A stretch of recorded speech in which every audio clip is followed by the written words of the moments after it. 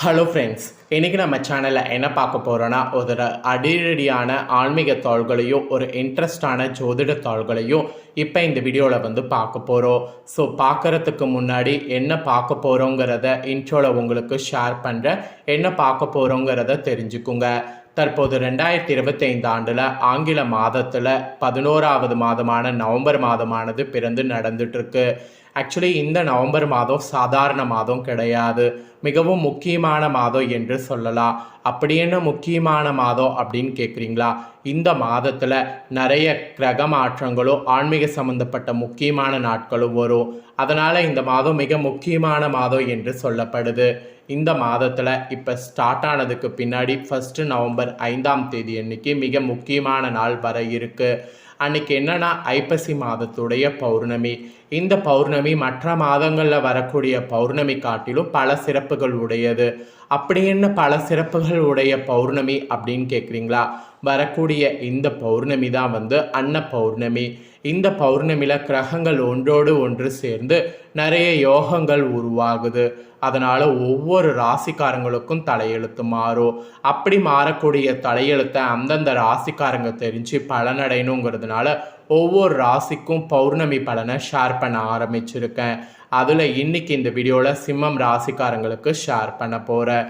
சிம்மம் ராசியில் பிறந்த நேயர்கள் இந்த ஒரு வீடியோவை ஸ்கிப் பண்ணாமல் பாருங்கள். உங்களோட ராசிக்கு இந்த பௌர்ணமி என்ன மாதிரியாக இருக்கோ, என்ன மாதிரியான அதிர்ஷ்டத்தை நீங்கள் பெறுவீங்க அப்படிங்கிறத எல்லாமே உங்களுக்கு தெளிவாக இந்த வீடியோவில் ஷேர் பண்ணுறேன். ஸோ தெளிவாக உங்களுக்கான பலனை தெரிஞ்சு அதற்கேற்ப நடந்து பலன் பெறுங்க. அதுக்கு முன்னாடி இந்த ஐப்பசி பௌர்ணமி எந்த அளவுக்கு சக்தி வாய்ந்த பௌர்ணமி, இந்த பௌர்ணமியில் பண்ண வேண்டிய பரிகாரம் இருக்குது. அது என்ன பரிகாரம் அப்படிங்கிறத உங்களுக்கு ஷேர் பண்ணுறேன்.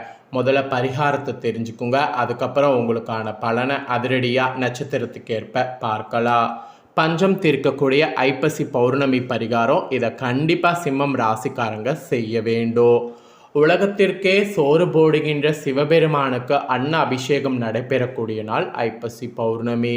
சோறு கண்ட இடம் சொர்க்கம் என்று முன்னோர்கள் சொல்வாங்க. இதற்கு என்ன அர்த்தம்னா, சோறு எந்த இடத்தில் கிடைக்கிறதோ, எந்த இடத்தில் நம்மளுடைய பசியை ஆட்சி கொள்ள முடிகிறதோ அந்த இடம்தான் நமக்கு சொர்க்கமாக இருக்கும். இதுதான் ஒரு அர்த்தம். அதே போல் சிவபெருமான் மீது விழக்கூடிய ஒவ்வொரு அரிசி பருக்கையும் ஒவ்வொரு சோறும் சிவபெருமானாக மாறுகிறது. ஒரு ஈசனை பார்த்தாலே புண்ணியம். 1,00,000 சாதங்கள் ஒன்றாக சேர்ந்து சிவபெருமான் மீது அபிஷேகம் செய்யும்போது அந்த ஒவ்வொரு அரிசி பெருக்கையும் சிவபெருமானாக மாறி நிற்கிறது. ஆக லட்ச ஈசனை தரிசனம் செய்தால் நமக்கு சொர்க்கம் தானே. ஸோ சோறு கண்ட இடம் சொர்க்கம் என்பதற்கு இப்படியும் ஒரு அர்த்தத்தை நம்மளுடைய முன்னோர்கள் சொல்லி வைத்திருக்கிறாங்க. இப்படி பல சிறப்புகள் கொண்ட இந்த ஐப்பசி பௌர்ணமி பரிகாரத்தை கண்டிப்பாக மிஸ் பண்ணிடாதீங்க. இவ்வளவு அற்புதங்களை கொண்ட இந்த ஐப்பசி பௌர்ணமி நாளில் நம்மளுடைய வீட்டில் நம்ம கையால் செய்ய வேண்டிய எளிமையான பரிகாரத்தை பற்றி தான் இந்த ஆன்மீக வீடியோவில் இப்போ நான் சொல்ல போகிறேன். அதை தெரிந்து கொள்ள போகிறீங்க. ஐப்பசி பௌர்ணமி அன்னைக்கு மாலையில் நிலவு உதயமானதுக்கு பின்னாடி இந்த பரிகாரத்தை செய்ய வேண்டும். உங்கள் வீட்டில் அரிசி அளப்பதற்கு ஆளாக்கு, ஓளாக்கு, அரைப்படி, படி என்று ஏதாவது கட்டாய வைத்திருப்பீங்க.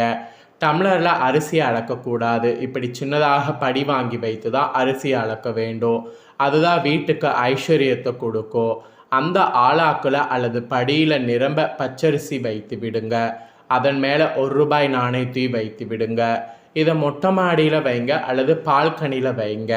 நிலவொளி எந்த இடத்துல வருமோ அந்த இடத்துல வைத்து விட்டு அந்த ஈசனையும் சந்திர பகவானையும் மனதார நினைத்து கொள்ளுங்க. உங்கள் வீட்டில் ஒருபோதும் எந்த சூழ்நிலையிலும் எந்த ஜென்மத்திலும் பணத்திற்கோ சாப்பாட்டிற்கோ பஞ்சம் வரக்கூடாது என்று மனநிறைவோடு பிரார்த்தனை செய்து கொள்ள வேண்டும். கொஞ்ச நேரம் இந்த அரிசியும் அந்த நாணயமும் நிலவுடைய வெளிச்சத்திலே இருக்கட்டும். நீங்களும் அந்த வெட்ட வெளியிலே இருங்க. நிலவு ஒளி உங்கள் மீது படுவது ரொம்ப ரொம்ப நல்லது.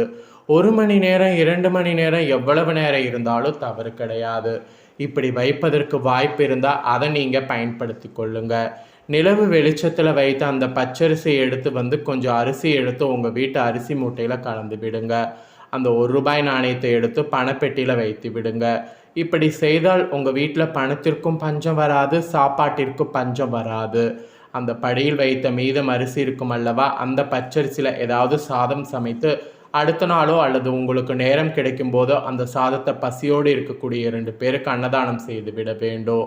அன்ன அபிஷேகத்திற்கு சிவபெருமானுக்கு நாம் ஏதாவது ஒரு கைகாரியம் செய்ய வேண்டும் என்றால் இதை செய்யுங்க, அன்னதானம் செய்யுங்க. மக்களுக்கு செய்யக்கூடிய சேவை தான் அந்த மகேசனுக்கு செய்யக்கூடிய சேவை என்று சொல்வாங்க. இல்லாதவர்களுக்கு சாப்பாட்டை நீங்கள் போடுங்க, உங்களுக்கான சாப்பாட்டை அந்த ஈசன் நிச்சயம் கொடுப்பான். இந்த எளிமையான பரிகாரம் அனைவருக்கும் நிச்சயம் பயனுள்ளபடி அமையும். கண்டிப்பாக இதை ட்ரை பண்ணுங்கள். ஸோ இதை நீங்கள் ட்ரை பண்ணுறது கண்டிப்பாக உங்களுக்கு வெற்றியை கொடுக்கும். இப்போ உங்கள் நட்சத்திரத்துக்கு ஏற்ப பலன்கள் பார்க்கலாம் வாங்க. சிம்மம் ராசி மகமில் பிறந்தவங்களுக்கு சொல்லப்பட்டிருக்கு. என்ன நடந்தாலும் அதையெல்லாம் பார்த்தீங்கன்னு வச்சுக்கோங்களேன், அனுபவமாக எடுத்துக்கொண்டு அடுத்த நிலைக்கு செல்லக்கூடியவங்களுக்கு இந்த ஐப்பசி பௌர்ணமி முன்னேற்றமாக இருக்கும். ஜென்ம ராசிக்குள் கேது சஞ்சரிப்பதால் உங்கள் செயல்களில் தடை தாமதம் ஏற்படும். இதுநாள் வரை நீங்கள் யாரையெல்லாம் பெரிதாக நம்பி வந்தீர்களோ அவர்களுடைய சுயரூபம் இந்த நேரத்தில் தெரிய வரும். உங்கள் ஆபதிபதியும் தனாதிபதியுமான புதன் இந்த டைம் நீங்கள் கவனமாக செயல்பட வேண்டும் என எச்சரிக்கை விடுக்கிறார்.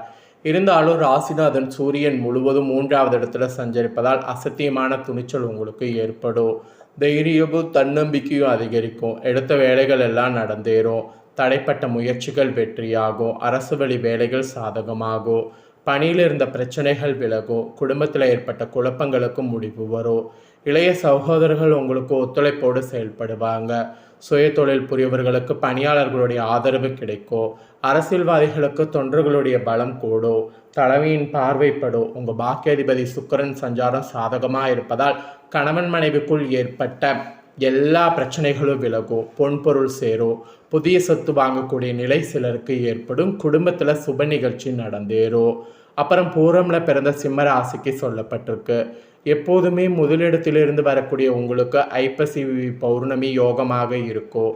உங்கள் பாக்கியாதிபதி சுக்கிரன் மாதம் முழுவதும் சாதகமாக சஞ்சரிப்பதால் பொன்பொருள் சேர்க்கை உண்டாகும். குடும்பத்தில் இருந்த நெருக்கடி விலகும். பொருளாதார நிலை உயரும்.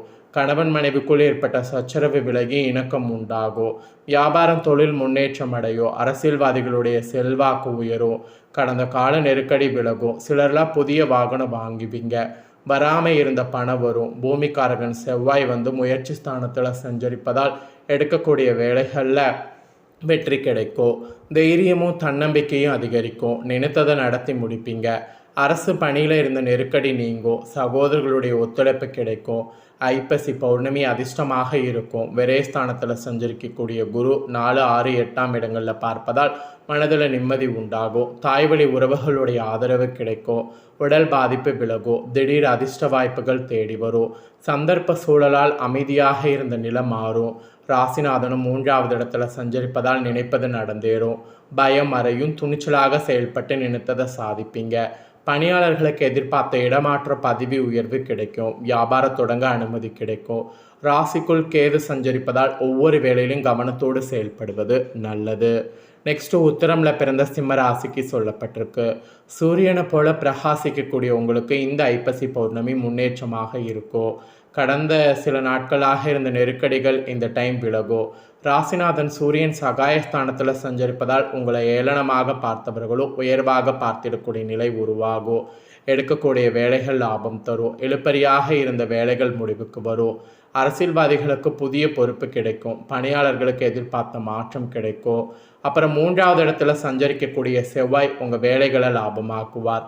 வியாபாரம் தொழிலில் முன்னேற்றத்தை உண்டாக்குவார். தன்னம்பிக்கை அதிகரிப்பார்.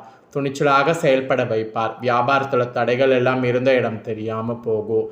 எதிர்பார்த்த முன்னேற்றம் உண்டாகும். புதிய தொழில் தொடங்கக்கூடிய முயற்சி வெற்றியாகும். வெளிநாடு செல்வதற்காக மேற்கொண்ட முயற்சிக்கு அனுமதி கிடைக்கும். சப்தமஸ்தான ராகு நண்பர்கள் வழியில் பிரச்சனைகளை உண்டாக்குவார்.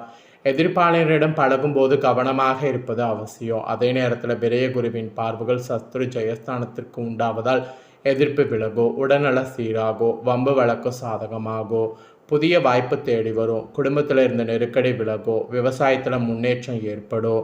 ஸோ உங்கள் நட்சத்திரத்துக்கு ஏற்ப என்ன பலன் பெறுவீங்கிறத பார்த்துருப்பீங்க. பார்த்ததுக்கேற்ப நடந்து பலன் பெறுங்க. ஸோ இதை உங்கள் ஃப்ரெண்ட்ஸ் ஃபேமிலியில் இருக்கிறவங்களும் பார்த்து அவங்களும் பயனடையணும் அப்படின்னு நினச்சிங்கன்னா வீடியோ லைக் பண்ணி உங்கள் ஃப்ரெண்ட்ஸ் ஃபேமிலிக்கு ஷேர் பண்ணுங்கள். உங்கள் ஃப்ரெண்ட்ஸ் ஃபேமிலியில் இருக்கிறவங்களும் சிம்மம் ராசிக்காரங்களாக இருந்தாங்கன்னா இந்த தாள்களை பார்த்து இது தெரிஞ்சு இதற்கேற்ப நடந்து பலன் பெறட்டும். இதே போல் புதிய அப்டேட்டான நிறைய வீடியோ நம்ம சேனலில் போடப்படும். அதையெல்லாமே உடனுக்குடனே தெரிந்து கொள்ள இது வரைக்கும் நம்ம சேனலை சப்ஸ்கிரைப் பண்ணனா சப்ஸ்கிரைப் பண்ணி பெல் பண்ண ப்ரெஸ் பண்ணுங்கள். ஃபஸ்ட் டைம் பார்க்குறவங்க அதை நீங்கள் பண்ணிட்டீங்கன்னா இனி நான் போகிற மற்ற அப்டேட்டான எல்லா வீடியோஸும் உடனுக்குடனே தெரிந்து கொள்ளலாம். ஸோ மறக்காமல் பண்ணுங்கள். நெக்ஸ்ட்டு இதே போல் சுவாரஸ்யமாக வேறொரு புதிய தகவல்களோடு மீண்டும் இன்னொரு வீடியோவில் உங்களை சந்திக்கிறேன். நன்றி.